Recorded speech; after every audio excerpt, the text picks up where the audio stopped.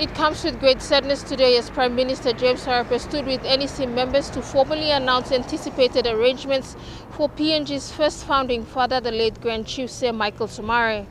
The Prime Minister fought back tears at a news conference today as he announced dates for the period of mourning and public holidays that would coincide with a formal state funeral program. He declared March 1st as a public holiday as well as Friday the 12th of March, which would be the last day of mourning.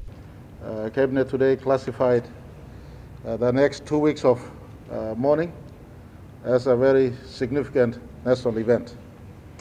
And we've designated that starting today, the moment or the day he passed on, and from today until the 12th of March 2021 be a period in which the nation stays in mourning the loss of the founding father of our nation, our first Prime Minister, the Prime Minister who took our country into independence at 1975. A national organizing committee led by himself, the Prime Minister, have convened and will be liaising with members of the Somare family and the East Sepik provincial government to tighten up on events leading up to the funeral.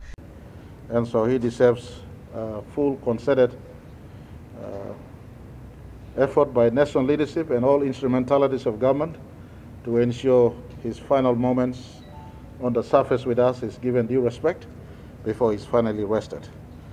And on behalf of all the regions of our country, with ministers who will be in this Council of Leaders, Minister Kua, the Honourable Minister Karanga Kua, the Honourable Minister Soroi Eoi, the Honourable Minister Brian Kramer, and the Honourable Minister Walter Snobelt, representing our 4 regions, and governors, the Honourable Sei Paras, the Honourable Sir Julius, the Honourable Chris Abeta, and the Honourable Peter Yama. And of course, the East and West Sepiks will be led by Governor Baird and all ministers and members of the East and West Sepik.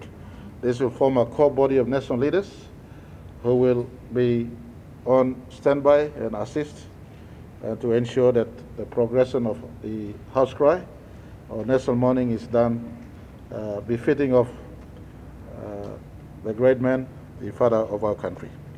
Declaring also that marking the Grand Chief's passing today will be a national day of remembrance in the country's national calendar. He further announced that the Sir John Guys Indoor Complex will be the center point for NCD residents to pay their respects. Additionally, March 11th has been designated for all schools and institutions nationwide to be central locations where communities can gather to pay their last respects. Sir John Guys Indoor Sports Stadium as a place of central pivotal point in Port Moresby City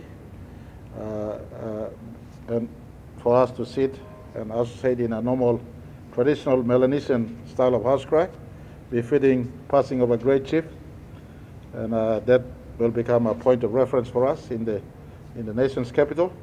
But we've also allowed for our different provinces, in fact our 20 provinces, our nation's capital district, as well as our special region of Bougainville, to tailor specific programs they feel befitting to ensure that the provinces take responsibility in the 2 weeks period in paying respect to the father of our nation. With the national flag flying at half-mast at Independence Hill, today is most likely to be the biggest moment in the country's history as far as loss is concerned. The Prime Minister appeals for calm and due respect from citizens across the country.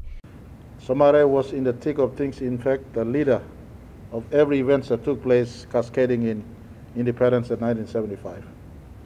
He deserves all our utmost respect, and I thank the nation so far. At 12 last night, or early this morning when he passed on, since then the nation has been in total respect. There has no disruption. The nation, and from all indications I've received from right throughout our country, we have come in mourning, in peace and serenity, in accepting passing of the father of our nation. Eneth Kora, National MTV News.